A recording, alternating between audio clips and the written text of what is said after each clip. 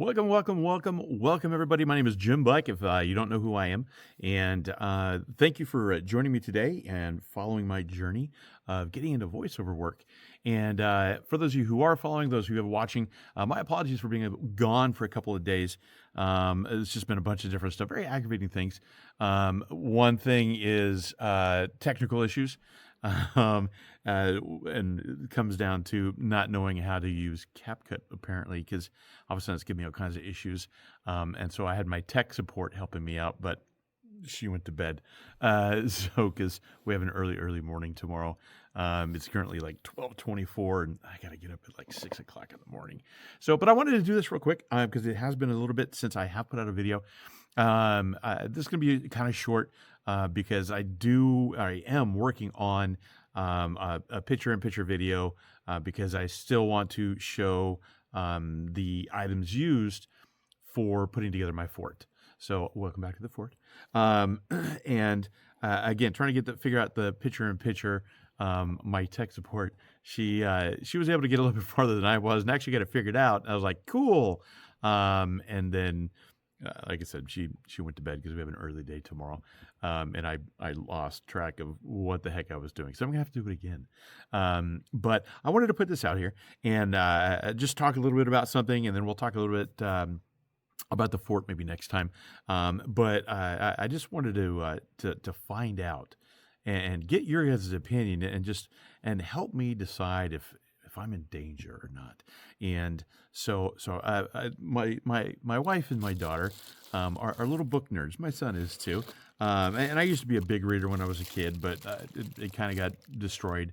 I used to read. I was in like a sixth grade reading level by like the third or fourth grade. I forget what it was. I used to love reading, but I didn't like to do the book work because they wanted you to read for content.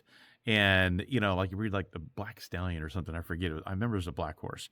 And, it was like, what was the Black Stallion thinking? I'm like, I don't know. It was thinking, I'm a horse. I like being a horse. Look at me. I'm a horse. I don't know. It was something silly like that. But I didn't care for that stuff. I just liked reading. And then because I didn't do the work, they bumped me back down to like the regular, like I said, third or fourth grade level of reading. And then I just lost interest in reading because why? Like I said, I like doing it for school and, either way, because you got to do special things. You'd leave your class, a third or fourth grade class, and go to the sixth grade class. It was super cool. And I felt like I was part of something, but I struggled with stuff. I struggled with school all through my life. And then it wasn't until probably about 10 years ago, 2015. Yeah, it was about 2016. I got my hands on a ADHD test. Are you ADHD? And I was reading through it. And I'm like, check. And I was like, oh crap, I have ADHD. No wonder I sucked at school and felt like an idiot. Anyway, but so my wife and my daughter, they're super hyper book nerds and they're reading all the time. And we always got to make trips down to the bookstore, Barnes and Noble. Barnes and Noble. And if you're in the Southern California area, close to the San Diego area, or you want to make a drive to San Diego area, there is a super beyond cool Barnes and Noble in the San Diego area. About a 10-minute drive away from Old Town. Super cool because it used to be a single screen movie theater. And I looked it up last time we were there, and I think it was built in like the 1930s or something like that. So it's got that like Art Deco feel to it. Super cool. Obviously the screen is gone, but they painted the wall white as to where the screen was. The ceilings are still the ceilings. Super cool. My favorite thing to do is I walk all the way down to the front. There's a couple chairs there. I sit down and I get on my phone, or I just chill and just kind of vibe with the area while the wife and daughter, or the daughter, walk through the store and spend oodles of money buying books. They have Nooks. They have the Nooks, the Amazon Nooks, that they can download a ton of books on. But today, from good old Amazon Prime, good old package right here, they ordered a book. Now, unfortunately for them, the account is in my name, so anytime they order something or get something, I know. I know what it is. And so every time they get a book, it comes up on my email. So I'm just getting flooded with emails for all these books that these two are ordering off of the Nook. And I'm just shaking my head at some of these titles. I'm like, oh my gosh. But this particular book, I'm like, why did you buy a book if you guys have the Nook? They're like, oh, because we needed the book. And I was, oh my God. So anyway, so they got this book, and I'm looking at the title, and again, I need your help deciding if maybe I'm in danger here. So again, this is my wife and my daughter ordered this book, and I'm kind of curious if maybe I'm in danger. Um, I'm not sure if this is coming out right for you as it's looking out backwards for me, but mother daughter murder night. What? Uh, so again, I don't know if I'm in danger or not, but maybe I am. I don't know. So let me know what your opinion is as to if I'm in danger, and if you think I am, keep an eye out for me. Make sure you check on me. Make sure I'm safe. But yeah. But anyway, so I just wanted to throw that question out there. And again, like I said, just doing a quick little video. I'm just recording on my phone. I'm going to upload this to CapCut. But just a little update. I'm still obviously putting in auditions. I currently got 9 waiting off the side right now that I went ahead and I did. But some stuff I've done. I've put in so far. I've put in 44 auditions, which is pretty cool. Of the 44, 12 of them have been listened to. So I think the last time I checked in with you guys with it, I think 8 had been listened to. So again, a few more numbers. Haven't been shortlisted on anything yet. But it's pretty cool that I've had 12 listens. And then my demo. Now, I mentioned my demo before, my initial demo. I had it put on through my cell phone, and it was all echoey and airy and really just kind of messy. And I was trying to see if I could save it. I kind of had to hold my phone up to the headphones to record it. It's even worse when you recorded it that way. So I said I might try to see if I can let you guys hear it, but I don't know if I can make it work. But the good news is it has since been retired. I did get rid of one, and that original one, and put in a new one, because unfortunately, as I looked at it, I've now had 5 companies listen to my demo. And again, it's just a plain little demo. And so one of the things I used to do back when I was an EMT, and I worked night shift. I worked from midnight till noon, or excuse me, 10:15 till 9:45. My initial was midnight till noon, and then they changed our shift to 10:15 to 9:45 in the morning. And so our station was in Irwindale, and so my wife was a teacher, brand new teacher in Azusa, and so I would work my night shift, and I'd get off in the morning, and she would normally have lunch around 11 o'clock. So by the time you get shut down and get cleaned up and all that stuff, I had like an hour to wait. So I'd hang out at the station, and then I'd go over to her school, and we'd go out and have lunch, like almost most days, most every day. I go and we'd have lunch, and then I would go back to her class after having lunch, and I would read to the kids. And so they would pick out stories. And so one of the favorite stories I had was Saving Sweetness. And so that was one of the things I did. I can't read the whole book, but just give you an example of some of the stuff I'm doing. And so actually, I am going to use this one as a demo, because you can record things, other demos. And so, for instance, I would record this, and I would record it saying that this would be a demo for if I was doing not voiceover, sorry, illustrations for like books and stuff like that. Obviously, a children's book. And so I'm just going to read a little bit to you, just to kind of give you an idea. And so, Saving Sweetness. Sweetness is a little orphan. So she's kind of like Annie, a little orphan Annie. And so, it starts out, you get your book, you get your storyline, and then we get my microphone. So here's the picture and everything. And so it starts off with the sheriff. And so let me find the sheriff here. So this is the bad lady. So this is the lady that's Carol Burnett in Annie. And there's all the orphans there. And let me flip a page here. And here is the sheriff. So basically, the story is from the aspect of the sheriff.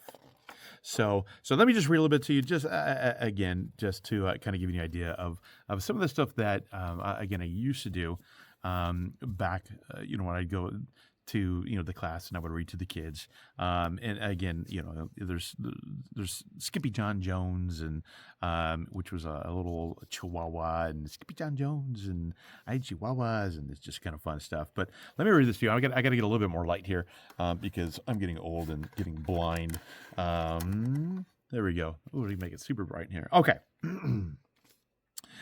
Out in the hottest, dustiest part of town is an orphanage, run by a female person nasty enough to scare night into day. She goes by the name of Mrs. Sump, though I doubt there ever was a Mr. Sump, on account of she looks like something the cat drug in and the dog wouldn't eat. I heard that Mrs. Sump doesn't much like seeing the orphans resting or having any fun, so she puts him to scrubbing the floor with toothbrushes. Even the ittiest, bittiest orphan, little Sweetness. So one day, Sweetness hit the road. I found out right away because Mrs. Sump came busting into Loopy Lil's saloon, hollering like a banshee. "Sheriff!" she yelled. That's me. "That provoking little twerp, that dear child, Sweetness, done escaped. Disappeared. And I'm fit to be tied, worrying about that poor thing, all pink and helpless, wandering lost on the plains and stepping on scorpions and falling into holes and such. You gotta bring her back alive, safe, before she runs into Coyote Pete." That did it. Scorpions were one thing, but Coyote Pete is as mean as an acre of rattlesnakes and the toughest, ugliest desperado in the West. So anyway, so that's just a little bit of what I used to do again after school, and here just so you can see there's a little Sweetness. Oh, look how sweet little Sweetness looks right there. And I don't know if we ever see Desert Pete in here anywhere. I don't think we do. I forget. It's been quite a while since I've gone up and read to the kids. Oh wait, ooh, here it is. The exciting part. Oh, there he is. Look at this. Uh-oh. I lost everything. Oh, you guys went away for a second there. Yep, we're still recording. Okay, all my stuff shut down. Sorry. So, uh-oh. Back into it. We're turning things back on here. So here we go. Here's that desperado. See, he's got all janked up teeth because he's not brushing the teeth, and there's a sheriff over there. But again, this is just one of the things I used to do, and one of the reasons why I feel comfortable just kind of stepping into doing voiceover work, because again, it gives you the opportunity to do imagination. I'd love to do kids books, but unfortunately, it has to come down to copyrights. I was thinking, I'm like, man, I'll just go and I'll just sit on here and I'll just read kids books. I thought that'd be cool. That'd be fun. But apparently there's this thing called copyrights. And the kind of interesting thing about copyrights is copyrights are good from the year of the publishing of the book. The copyright is good for 90 years. Isn't that crazy? 90 years, something like that. And again, if I understood this correctly, and then it's good for another 70 years from the day the writer dies. So it's just like crazy long. Because I would love to read this book, in its entirety. I can do little snippets. At least I think I'm doing it okay. But I'd love to do it in its entirety, but I can't because again, the copyrights. And this book was put out in like 2006 or something like that. I forget. But the writer is very much still alive. But there's a lot of books that just got released this year from copyrights, and it's like books from the 1930s or something crazy. I'm like, you got to be kidding me! Like 1932. Some big books finally got released. But I would do audiobooks to be fun, but for me, doing kids books is a whole lot more fun because you can do voices and have fun with it, and the kids always loved it, and they would laugh, and like I said, Skippy John Jones was a funny one. I used to always do, but it's just something fun, and so that's another reason why getting into voiceover work is something I've always thought of and considered, and I'm excited to get my first job, or at least get shortlisted. Everything so far right now is just listening. And like I said, I've had, what did I tell you, 12 listens? Yeah, 12 listens, which is cool.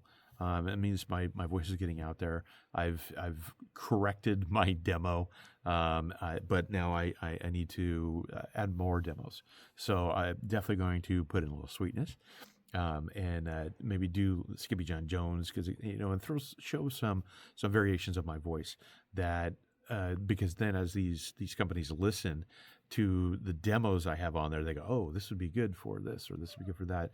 Although a lot of the voice demos I see come across lately have been for video games, obviously. Video games, obviously, huge deal.